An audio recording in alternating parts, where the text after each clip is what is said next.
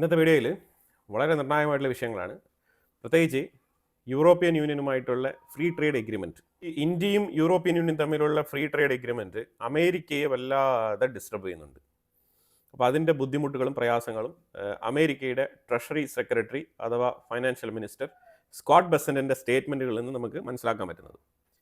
European union financing war against it self buying Russian oil.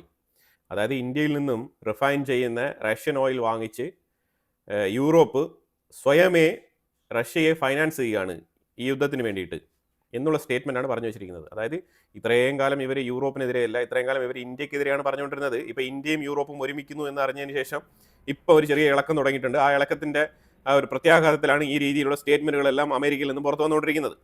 Anyway ഇവരുടെ താല്പര്യം എന്താണ്? ഇവർ റഷ്യയിൽ നിന്നും എണ്ണ വാങ്ങിക്കാം എന്നുള്ള പേരിലാണല്ലോ സാങ്ഷൻസ് ഇട്ടിട്ട് ഇറാഖിൻ്റെ ഉള്ളിൽ പ്രവർത്തിപ്പിച്ചുകൊണ്ടിരുന്ന ലൂക്കോയിലിൻ്റെ കമ്പനിയിൽ നിന്നും സ്റ്റേക്ക് സ്വന്തമാക്കിയത്. അമേരിക്കൻ കമ്പനിയാണ്, എക്സോൺ മൊബൈൽ എന്ന് പറഞ്ഞ കമ്പനിയാണ് അവിടുത്തെ സ്റ്റേക്ക് സ്വന്തമാക്കിയിരിക്കുന്നത്. അവിടെ അവർക്ക് റഷ്യൻ ഓയിലുമായിട്ട് പ്രശ്നമില്ല. ഇറ്റലിയിൽ പ്രവർത്തിക്കുന്ന എക്സോൺ മൊബൈലിന് റഷ്യയിൽ നിന്നാണ് ഓയിൽ വന്നുകൊണ്ടിരിക്കുന്നത്. ഇതിലൊന്നും ഇവർക്ക് പ്രശ്നമില്ല.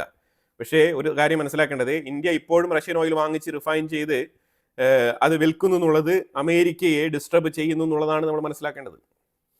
ഇതിൻ്റെ പ്രധാനപ്പെട്ട പ്രശ്നം എന്താണെന്ന് വെച്ചാൽ, ഇന്ത്യക്ക് എത്ര ഓയിൽ വേണമെങ്കിലും കോമൺ മാർക്കറ്റിൽ നമുക്കത് വിറ്റ് തീർക്കാൻ കഴിയുന്നില്ല എന്നുണ്ടെങ്കിൽ ഇന്ത്യക്കുള്ളിൽ തന്നെ നമുക്കതിനെ സെയിൽ ചെയ്യാൻ കഴിയും. കാരണം ഡൊമസ്റ്റിക് മാർക്കറ്റ് അത്രമാത്രം വലുതാണ്. അപ്പോൾ അതുകൊണ്ട് തന്നെ ഇന്ത്യയെ ഈ വിഷയത്തിൽ ചേർത്ത് തോൽപ്പിക്കുക എന്നുള്ളത് അത്ര എളുപ്പത്തിലുള്ള കാര്യമല്ല. അത് അമേരിക്കയ്ക്ക് നന്നായിട്ട് അറിയാം. പക്ഷേ വിദ്വേഷം പ്രകടമാണ്. അതാണ് മനസ്സിലാക്കേണ്ടത്. Brazilian president Lula da Silva India സന്ദർശിക്കും ഫെബ്രുവരിയിൽ. അത് ഏകദേശം ഉറപ്പിച്ചിട്ടുണ്ട്, കൺഫേം ആയിട്ട് 17, 18, 19 തീയതികളിലായിരിക്കും ഇന്ത്യ വിസിറ്റ് ചെയ്യുന്നത്. ഇന്ത്യയും യൂറോപ്യൻ യൂണിയൻ തമ്മിലുള്ള ഫ്രീ ട്രേഡ് എഗ്രിമെൻറ്റ് ഏതാണ്ട് ഫിനിഷിംഗ് ലെവലിൽ നിൽക്കുകയാണ്. ചർച്ചകളെല്ലാം തന്നെ റാപ്പപ്പ് ചെയ്ത് കഴിഞ്ഞു. ഇനി ഒഫീഷ്യലി ജസ്റ്റ് ഒന്ന് ഡിക്ലെയർ ചെയ്യണം, അത് മാത്രമാണ് ബാക്കി. അപ്പം ഈ വർഷം തന്നെ ഈ ട്രേഡുമായിട്ട് ബന്ധപ്പെട്ട വിഷയത്തിൽ, അതായത് ഈ നമ്മളിപ്പം ചർച്ച ചെയ്ത് നടപ്പിലാക്കിയിരിക്കുന്ന ഈ എഗ്രിമെൻറ്റ് ഇന്ത്യക്കുള്ളിലും ചില പ്രൊസീഡിങ്സിന് വിധേയമാക്കേണ്ടതുണ്ട്. അതുപോലെ തന്നെ യൂറോപ്യൻ യൂണിയനിൽ അംഗത്വമുള്ള രാജ്യങ്ങളെല്ലാം തന്നെ ഈ ഒരു എഗ്രിമെൻറ്റുമായിട്ട് ബന്ധപ്പെട്ട ചില നടപടിക്രമങ്ങൾ ഇനി ചെയ്യേണ്ടതുണ്ട്. അതുകൊണ്ട് ഇപ്പോൾ ഈ എഗ്രിമെൻറ്റ് സൈൻ ചെയ്ത് നാളെ തന്നെ ഇമീഡിയറ്റ് ആയിട്ട് ഇത് ഇംപ്ലിമെൻറ്റ് ചെയ്യപ്പെടില്ല. ഓക്കെ, രണ്ട് രാജ്യങ്ങൾ തമ്മിൽ ധാരണയുണ്ട്, പക്ഷേ ഇത് കുറച്ച് മാസങ്ങൾ എടുക്കും. ഈ വർഷം തന്നെ ഫസ്റ്റ് ക്വാർട്ടറിൽ തന്നെ ഇത് പൂർത്തിയാക്കാൻ കഴിയുമെന്നാണ് രണ്ട് രാജ്യങ്ങളും പ്രതീക്ഷിക്കുന്നത്.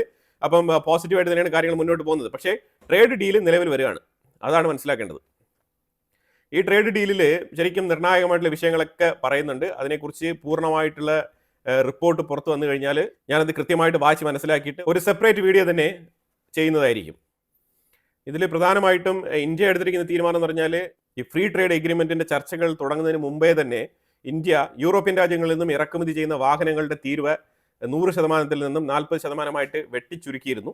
അപ്പോൾ അതിന് ഒരു പോസിറ്റീവ് സൈൻ, അതാണ് ഇന്ത്യ അവിടെ കാണിച്ചത്, ഒരു പോസിറ്റീവ് അപ്രോച്ച്. അതിലുപരിയായിട്ട് യൂറോപ്യൻ രാജ്യങ്ങളിൽ നിന്ന് വരുന്ന വൈൻ, അതുപോലെ തന്നെ മറ്റു പല ഉൽപ്പന്നങ്ങൾ, അതുപോലെ ചീസ്, ഇമാതിരിപ്പെട്ട കാര്യങ്ങൾക്കെല്ലാം തീരുവ കുറച്ചിട്ടുണ്ട്. ഇതെല്ലാം ഫ്രീ ട്രേഡിൽ ഉൾപ്പെടുത്തും എന്നാണ് പറഞ്ഞിരിക്കുന്നത്. അപ്പോൾ എന്തായാലും ഇതിൻ്റെ പൂർണ്ണരൂപം വെളിയിൽ വരുമ്പോഴേ നമുക്ക് കൃത്യമായിട്ടുള്ള വിലയിരുത്തൽ നടത്താൻ പറ്റുകയുള്ളൂ. ഇന്ത്യയും യു എയുമായിട്ട് ബന്ധപ്പെട്ട ഡിഫൻസ് പാക്റ്റ്, അതിൻ്റെ അടുത്തൊരു ഘട്ടം, അതായത് റഫേൽ ഫൈറ്റർ ജെറ്റുമായിട്ട് ബന്ധപ്പെട്ട ഒരു ഡീൽ.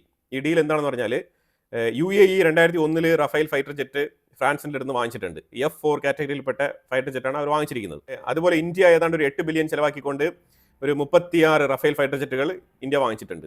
അപ്പം ഡസാൾട്ട് എന്ന് പറഞ്ഞ ആ ഒരു കമ്പനിയുടെ MRO ഫെസിലിറ്റി ഉൾപ്പെടെയുള്ള സ്ഥാപനങ്ങളെല്ലാം തന്നെ ഇന്ത്യക്കുള്ളിലാണ് അവരിപ്പം കൊണ്ടുവരുന്നത്. അപ്പോൾ അതുകൊണ്ട് തന്നെ, കാരണം ഇന്ത്യ വീണ്ടും ഒരു 36 ബില്യണോളം മുടക്കിക്കൊണ്ടുള്ള പുതിയ ഡീലുകൾ, 114 ഫൈറ്റർ ജെറ്റുകൾ പുതിയ ഡീലുകളുമായിട്ട് മുന്നോട്ട് പോവാണ്. അതുപോലെ തന്നെ 26ഓളം മറൈൻ ഫൈറ്റർ ജെറ്റുകളുമായിട്ട് ബന്ധപ്പെട്ട ഡീൽ. അപ്പം മാസീവ് ആയിട്ടുള്ള ഡീലാണ് ഇന്ത്യ കൊടുത്തിരിക്കുന്നത്. അപ്പോൾ അതുകൊണ്ട് ഇന്ത്യക്കുള്ളിലാണ് MRO ഫെസിലിറ്റി വരാൻ പോകുന്നത്. അപ്പം തീർച്ചയായിട്ടും UAEക്ക് വളരെ ഈസി ആയിട്ടും കൺവീനിയൻ്റ് ആയിട്ടും അവരുടെ ഫൈറ്റർ ജെറ്റുകൾക്കുള്ള മെയിൻ്റനൻസും കാര്യങ്ങളൊക്കെ ഇന്ത്യയിൽ വെച്ചിട്ടാണ് നടത്താൻ തീരുമാനിച്ചിരിക്കുന്നത്. അപ്പോൾ അതിനെ തുടർന്ന് ഇന്ത്യയും UAEയും ജോയിൻ്റ് ആയിട്ട് റഫേൽ ഫൈറ്റർ ജെറ്റ് ഉപയോഗിക്കാനുള്ള ഒരു എഗ്രിമെൻറ്റിൽ ഇപ്പം ഒപ്പിട്ടിട്ടുണ്ട്. ഇതെന്താണ് സൂചിപ്പിക്കുന്നത് പറഞ്ഞാൽ, ഇത് ഡസാൾട്ടിൻ്റെ മെയിൻ്റനൻസിൻ്റെ ഭാഗം മാത്രമല്ല, ഇന്ത്യൻ എയർഫോഴ്സും UAEയുടെ എയർഫോഴ്സും കൂടി ചേർന്നിട്ട് റഫേൽ ഫൈറ്റർ ജെറ്റിന് വേണ്ടിയിട്ട് ഒരു സ്പെഷ്യൽ ട്രെയിനിങ് സെഷൻ എല്ലാ വർഷവും സംഘടിപ്പിക്കാൻ വേണ്ടിയിട്ട് തീരുമാനിച്ചിട്ടുണ്ട്. ഇതെല്ലാം തന്നെ ഇന്ത്യയും UAEയും തമ്മിലുള്ള ആ ഒരു ഡിഫൻസ് പാക്റ്റ്, നിലവിൽ Sheikh Mohammed bin Zayed Al Nahyan India സന്ദർശിച്ചതുമായിട്ട് ബന്ധപ്പെട്ട് അതിലുരുത്തിരിഞ്ഞ് വന്ന കരാറുകളിൽ ഒന്നാണ് ഈ റഫേൽ ഫൈറ്റർ ജെറ്റിൻ്റെ കരാർ. അതായത് UAEക്ക് എന്തെങ്കിലും ഒരു പ്രശ്നം വന്നു കഴിഞ്ഞാൽ ഇന്ത്യ റഫേൽ ഫൈറ്റർ ജെറ്റുകൾ കൊണ്ടുവരും, അതാണ് മനസ്സിലാക്കേണ്ടത്. അങ്ങനെയാണ് ഈ മിലിറ്ററി സഹകരണം, ഡിഫൻസ് കോപ്പറേഷൻ അങ്ങനെയാണ് പറയുന്നത്. ഇന്ത്യ UAE ബന്ധത്തിനെ ചൊല്ലി മിഡിൽ ഈസ്റ്റിന്റെ ഉള്ളിൽ വല്ലാത്ത രീതിയിലുള്ള പുകച്ചിലിപ്പം നടക്കുന്നുണ്ട്. സംഭവം വെച്ചാൽ സൗദി അറേബ്യ, തുർക്കി, പാകിസ്ഥാൻ ഇവർ മൂന്നുപേരും തമ്മിൽ ഇപ്പം ഭയങ്കരമായിട്ടുള്ള ചർച്ചയാണ്. ഇതിനെക്കുറിച്ചുള്ള ഒരു വീഡിയോ ഞാൻ ഇൻസൈറ്റ്സ് മലയാളത്തിൽ അപ്ഡേറ്റ് ചെയ്തിട്ടുണ്ട്. അതിന്റെ ലിങ്ക് ഫസ്റ്റ് കമന്റിൽ പിൻ ചെയ്തേക്കാം. Partnership with India has never been stronger എന്ന് ഓസ്ട്രേലിയയുടെ എൻവോയ്, ഓസ്ട്രേലിയൻ അംബാസിഡർ പറഞ്ഞിട്ടുണ്ട്. ഇന്ത്യയിലുള്ള ഓസ്ട്രേലിയൻ അംബാസിഡറാണ് ഇത് പറഞ്ഞത്. അതായത് നെവർ ബീൻ സ്ട്രോങ്ങർ എന്ന് പറഞ്ഞാൽ അതിൻ്റെ അടുത്ത വാക്യങ്ങളുണ്ട്, അതിവിടെ പറഞ്ഞിട്ടില്ല. നിലവിൽ അതായത് ഇപ്പം ഈ ഒരു കാലഘട്ടത്തിൽ ഇന്ത്യയും ഓസ്ട്രേലിയയും തമ്മിലുള്ള ബന്ധം ഒരു കാലത്തും ഇല്ലാത്ത രീതിയിൽ സ്ട്രോങ് ആയിട്ട് മാറിയിട്ടുണ്ട് എന്നുള്ളതാണ് പുള്ളിക്കാരൻ പറഞ്ഞു വെച്ചിരിക്കുന്നത് ഫുള്ളായിട്ട്. റിപ്പബ്ലിക് ഡേ സെലിബ്രേഷനുമായിട്ട് ബന്ധപ്പെട്ട് നമ്മൾ മറ്റു പല രാജ്യങ്ങളിലുള്ള എൻവോയ്സ്, ഇന്ത്യക്കുള്ളിലുള്ള അവരുടെ ഹൈ കമ്മീഷണേഴ്സ്, അതേപോലെ തന്നെ അവരുടെ അംബാസിഡേഴ്സിനെയൊക്കെ നമ്മൾ വിളിച്ചിട്ടുണ്ടായിരുന്നു. അമേരിക്കൻ അംബാസിഡർ സെർജിയോ ഗോറും ഇന്നലെ പ്രസിഡന്റിന്റെ വസതിയിൽ വിരുന്നിനെത്തിയിട്ടുണ്ടായിരുന്നു. അപ്പം ആ വേദിയിൽ വെച്ചിട്ടാണ് ഓസ്ട്രേലിയൻ അംബാസിഡർ ഈ ഒരു സ്റ്റേറ്റ്മെന്റ് പറഞ്ഞത്. പിന്നെ ട്രംപിന്റെ റിയൽ എസ്റ്റേറ്റ് കമ്പനി ഉണ്ടല്ലോ, ബോർഡ് ഓഫ് പീസ്. ഈ ബോർഡ് ഓഫ് പീസിൽ പുതുതായിട്ട് 20 മെമ്പേഴ്സ് ജോയിൻ ചെയ്തിട്ടുണ്ട് എന്നാണ് ട്രംപിന്റെ വൈറ്റ് ഹൗസ് സ്പോക്സ് പേഴ്സൺ ആയിട്ടുള്ള കരോലിന ലെവിറ്റ് പറഞ്ഞു വെച്ചത്. അതായത് ഈ ബോർഡ് ഓഫ് പീസ് തുടങ്ങിയിട്ട് ആരും ജോയിൻ ചെയ്തില്ലല്ലോ, വളരെ തുച്ഛമായിട്ടുള്ള 5-6 രാജ്യങ്ങൾ മാത്രമല്ലേ ജോയിൻ ചെയ്തുള്ളൂ എന്ന് ഒരു പത്രപ്രവർത്തക ചോദ്യം. ആ ചോദ്യത്തിന് ഉത്തരമായിട്ടാണ് പുള്ളിക്കാരി ഒരു ആൻസർ പറഞ്ഞത്. അതായത് അങ്ങനെയൊന്നുമില്ല, ഏതാണ്ട് 20ഓളം രാജ്യങ്ങൾ ഓൾറെഡി തന്നെ ലൈനപ്പ് ചെയ്തിട്ടുണ്ട്, മെമ്പർ ആയിട്ടുണ്ട് എന്നാണ് പറഞ്ഞിരിക്കുന്നത്. അപ്പം അത്രത്തോളം പൈസ ഇൻവെസ്റ്റ് ചെയ്ത് ആൾക്കാർ പെട്ടെന്ന് തന്നെ മെമ്പർഷിപ്പ് എടുത്തോ എന്നൊരു ചോദ്യം വരുന്നുണ്ട്. അപ്പോൾ അതിന് പുള്ളിക്കാരി കൊടുക്കുന്ന മറുപടി എന്ന് പറഞ്ഞാൽ, അയ്യോ അത് അങ്ങനെയല്ല, ഈ കമ്പനിയിൽ ഒരു ചെറിയ തിരുത്തുണ്ട്. കമ്പനി ഞാൻ പറയുന്നതാണ്, അവർ പറയുന്നത് ഈ ബോർഡ് ഓഫ് പീസിൽ ഒരു തിരുത്തുണ്ട്. ആ തിരുത്ത് ചെറിയൊരു കറക്ഷനാണ്. ആ കറക്ഷൻ എന്ന് പറഞ്ഞാൽ 3 വർഷത്തേക്ക് മെമ്പർഷിപ്പ് ഫ്രീ ആണ് അത്രേ. അത് 3 വർഷം ഫ്രീ മെമ്പർഷിപ്പ്. അത് കഴിഞ്ഞിട്ട് 1 ബില്യൺ കൊടുത്താൽ മതി. അതായത് ഇപ്പോൾ പൈസ ഇല്ലാത്തവർക്ക് പെട്ടെന്ന് ഇപ്പോൾ അതിനകത്ത് ജോയിൻ ചെയ്യണം എന്നുണ്ടെങ്കിൽ ജോയിൻ ചെയ്യാം, കുഴപ്പമൊന്നുമില്ല, നോ ഒബ്ജക്ഷൻ ആണ്. 3 വർഷത്തേക്ക് പ്രശ്നമില്ല, മെമ്പർഷിപ്പ് ഫ്രീ ആണ്. കാരണം 3 വർഷം കഴിഞ്ഞാണല്ലോ ഇനി ഡൊണാൾഡ് ട്രംപ് ഈ പ്രസിഡന്റ് പദവിയിൽ നിന്നും താഴെ ഇറങ്ങേണ്ടി വരുന്നത്. ഇപ്പം റിപ്പബ്ലിക്കൻ പാർട്ടി വിജയിച്ചാലും വിജയിച്ചില്ലെങ്കിലും ട്രംപ് കസേരയിൽ ഉണ്ടാവില്ല. ട്രംപിന്റെ 2ാമത്തെ ഊഴമാണിത്. പിന്നെ ഈ ലോ അമെൻമെന്റ് ഒക്കെ നടത്തി അതിന് കേസും കാര്യങ്ങളൊക്കെ നടത്തി പെട്ടെന്ന് അമേരിക്കയിൽ 3ാമത്തെ പ്രാവശ്യം കീഴ്വഴക്കങ്ങളെ തെറ്റിച്ചുകൊണ്ട് ട്രംപ് ഇലക്ഷനിൽ മത്സരിക്കാൻ പറ്റുന്ന രീതിയിൽ അവിടുത്തെ ലോ അമെൻഡ് ചെയ്യുക എന്ന് പറഞ്ഞാൽ അത് വലിയ സംഭവമാണ്. അത് അത്ര എളുപ്പത്തിൽ നടക്കില്ല. അതുകൊണ്ട് തന്നെ ട്രംപ് പൂർണ്ണമായിട്ട് പിന്നെ ഈ ബോർഡ് ഓഫ് പീസ് എന്ന് പറഞ്ഞ ഈ ഒരു റിയൽ എസ്റ്റേറ്റ് കമ്പനിയുമായിട്ടായിരിക്കും മുന്നോട്ട് പോകുന്നത്. അപ്പം ആ സാഹചര്യത്തിൽ ഈ മറ്റുള്ള രാജ്യങ്ങളിൽ നിന്നൊക്കെ 1 ബില്യൺ ഇൻവെസ്റ്റ്മെന്റ് അവിടെ കിട്ടുക എന്ന് പറഞ്ഞാൽ വളരെ നല്ല വിഷയമാണത്. അപ്പോൾ വളരെ ഫ്യൂച്ചറിസ്റ്റിക് ആയിട്ടാണ് ട്രംപ് ചിന്തിക്കുന്നത്. ഇപ്പം നിലവിൽ ബോർഡ് ഓഫ് പീസ് എന്ന് പറഞ്ഞിട്ട് സമാധാനം പുനഃസ്ഥാപിക്കാൻ വേണ്ടിയിട്ട് ഒരു സംഘടന രൂപീകരിക്കുകയും അതിന് 1 ബില്യൺ കൊടുത്താൽ മാത്രമേ രാജ്യങ്ങളെ മെമ്പർ ആവാൻ സമ്മതിക്കുകയുള്ളൂ എന്ന് പറഞ്ഞു കഴിഞ്ഞാൽ അത് പക്ക ബിസിനസ് എൻറ്റിറ്റി അല്ലെങ്കിൽ ഒരു കോർപ്പറേറ്റ് പോലെ ഫീൽ ചെയ്യുന്നു എന്നുള്ളത് ആരോ ഉപദേശിച്ചു കൊടുത്തിട്ടുണ്ട്. ഇത് 2 ദിവസങ്ങളായിട്ട് ഞാൻ പറഞ്ഞുകൊണ്ടിരിക്കുന്ന വിഷയമാണ്. ഇത് ഒരു റിയൽ എസ്റ്റേറ്റ് കോർപ്പറേറ്റ് കമ്പനി മാതൃകയിലാണ് ഇപ്പോൾ മുന്നോട്ട് പോയിക്കൊണ്ടിരിക്കുന്നത്. അതുപോലെ തന്നെ ഇതിന്റെ റെസ്പോൺസിബിൾ പേഴ്സൺ ആയിട്ട് പറഞ്ഞിരിക്കുന്ന വ്യക്തികളുടെ പേരുകളൊക്കെ ഞാൻ പറഞ്ഞിട്ടുണ്ടായിരുന്നു. അതുകൊണ്ട് തന്നെ ട്രംപ് ചെറിയൊരു ടാക്ടിക്സ് ആണ് ഇവിടെ ഉപയോഗിച്ചിരിക്കുന്നത്. അതായത് ഫ്രീ ആയിട്ട് ഒരു 3 വർഷത്തേക്ക് കുറെ ആൾക്കാരെ മെമ്പേഴ്സ് ആക്കാം, കുഴപ്പമില്ല. പിന്നെ 3 വർഷം കഴിഞ്ഞിട്ട് അവർക്ക് തുടരണം എന്നുണ്ടെങ്കിൽ 1 ബില്യൺ ഇൻവെസ്റ്റ്മെന്റ് നടത്തിയിട്ട് സ്റ്റേക്ക് ഹോൾഡർ ആയിക്കോട്ടെ. ആ രീതിയിലാണ് ഇപ്പോൾ പറഞ്ഞിരിക്കുന്നത്. അത് ട്രംപിന് പറ്റിയ അബദ്ധം മനസ്സിലായി. ഈ ബോർഡ് ഓഫ് പീസിൽ വന്ന മിസ്റ്റേക്ക് എന്താണ്, പാളിച്ചകൾ എന്താണ്, ഇവർ എത്ര തന്നെ നല്ലവരാവാൻ വേണ്ടിയിട്ട് ശ്രമിച്ചാലും ഈ ഉള്ളിൽ കിടക്കുന്ന ഫ്രോഡുകൾ ഇങ്ങനെ തള്ളി വരുമല്ലോ, ആ പരിപാടിയാണ് ട്രംപിന് സംഭവിച്ചത്. ഒരു അബദ്ധം പറ്റിയതാണ്. ഈ റിയൽ എസ്റ്റേറ്റിൽ കിടന്ന് കളിച്ച് ഒരു സമാധാനത്തിന് വേണ്ടി ഒരു കമ്മിറ്റി രൂപീകരിച്ചപ്പോഴും അതേ റിയൽ എസ്റ്റേറ്റ് മാതൃകയിലുള്ള ഒരു ബിസിനസ് മോഡലാണ് ട്രംപ് അവിടെ അവതരിപ്പിച്ചത്. അത് പ്രത്യക്ഷത്തിൽ എല്ലാവർക്കും മനസ്സിലായി എന്നുള്ളതാണ് ട്രംപിന് പറ്റിയ അബദ്ധം. ഇനിയിപ്പോൾ ആ ഒരു അബദ്ധം പുറത്തറിയാതിരിക്കാൻ വേണ്ടിയിട്ടുള്ള പല തത്രപ്പാടുകളാണ് ഇപ്പം നടപ്പിലാക്കിക്കൊണ്ടിരിക്കുന്നത്. ഇസ്രായേൽ ഈ വിഷയത്തിലേക്കുള്ള വിയോജിപ്പ് ഓൾറെഡി തന്നെ രേഖപ്പെടുത്തി കഴിഞ്ഞു. നാറ്റോ ചീഫ് മാർക്ക് റൂട്ട് പറഞ്ഞിരിക്കുന്നത് യൂറോപ്യൻ യൂണിയൻ നിങ്ങൾ സ്വയമേ നിങ്ങളുടെ ഓൺ സെക്യൂരിറ്റി വർദ്ധിപ്പിച്ച് കളയാം എന്നൊക്കെ വിചാരിച്ചുകൊണ്ട് വ്യാമോഹം കൊണ്ട് നിങ്ങൾ എടുത്തു ചാടരുത്. അത് അമേരിക്ക ഇല്ല എന്ന് പറഞ്ഞു കഴിഞ്ഞാൽ വല്ലാത്ത ബുദ്ധിമുട്ടിലാവും യൂറോപ്പ് എന്ന് ഒരു താക്കീത്. അതായത് അമേരിക്കയുടെ ട്രംപിന്റെ സ്പോക്സ് പേഴ്സണായിട്ട് മാറിയിരിക്കുന്ന മാർക്ക് റൂട്ടെയാണ് നമുക്ക് കാണാൻ കഴിയുന്നത് ഇവിടെ. അത് യൂറോപ്പിനെ പേടിപ്പിക്കുകയാണ്. അയ്യോ നിങ്ങൾ സ്വന്തമായിട്ടൊന്നും ചെയ്യാൻ നിൽക്കരുത്, കാരണം നമുക്ക് അത്രത്തോളം ഹെൽപ്പില്ല, നമ്മളിനി ഒരുപാട് മുന്നോട്ട് സഞ്ചരിക്കേണ്ടിയിരിക്കുന്നു, അതിന് അമേരിക്കയുടെ ഹെൽപ്പ് വളരെ അനിവാര്യമാണ്. അപ്പോൾ അതുകൊണ്ട് അമേരിക്കയെ പിണക്കിക്കൊണ്ടുള്ള മുന്നോട്ട് പോക്ക് വേണ്ട എന്നാണ് മാർക്ക് റൂട്ടെ പറഞ്ഞു വെച്ചിരിക്കുന്നത്. ട്രംപ് സൗത്ത് കൊറിയയ്ക്ക് താരിഫ് ഇൻക്രീസ് ചെയ്തിരിക്കുകയാണ്. 15% ഇരുന്ന താരിഫ് 25% ഉയർത്തിക്കൊണ്ടുള്ള പുതിയ പ്രഖ്യാപനം. ഇതാണ് നമ്മൾ മനസ്സിലാക്കേണ്ടത്. ഇന്ത്യ എന്തുകൊണ്ടാണ് ഈ താരിഫുമായിട്ട് ബന്ധപ്പെട്ട വിഷയത്തിൽ മാറി നിൽക്കുന്നത് എന്ന് പറഞ്ഞു കഴിഞ്ഞാൽ ഇതാണ് കാരണം. ട്രംപിന് തോന്നുന്ന സമയം ട്രംപ് താരിഫ് കൂട്ടും കുറയ്ക്കും, പല രീതിയിലും പെരുമാറും. അപ്പം അതുകൊണ്ട് ഒരു സ്ഥിരതയില്ലാത്ത സ്വഭാവത്തിൽ തുടരുന്ന ട്രംപിനെ നമ്മൾ കുറച്ച് ഡിസ്റ്റൻസിൽ നിർത്തുന്നത് തന്നെയാണ് നല്ലത്. ആ ഒരു പോളിസി തന്നെയാണ് ഇന്ത്യ കീപ്പ് ചെയ്തിരിക്കുന്നത്. വളരെ മനോഹരമായിട്ടുള്ള ഒരു പോളിസിയാണ്. നമ്മളെ കുറച്ച് മുൻകൂട്ടി തന്നെ ട്രംപിനെ തിരിച്ചറിഞ്ഞ് കാര്യങ്ങൾ വ്യക്തമായിട്ട് നോക്കിയും കണ്ടും മുന്നോട്ട് നീക്കിക്കൊണ്ടാണ് പോകുന്നത്. അതുകൊണ്ടാണ് നമ്മൾ ഈ രീതിയിൽ നിലനിന്ന് പോകാൻ പറ്റുന്നത്.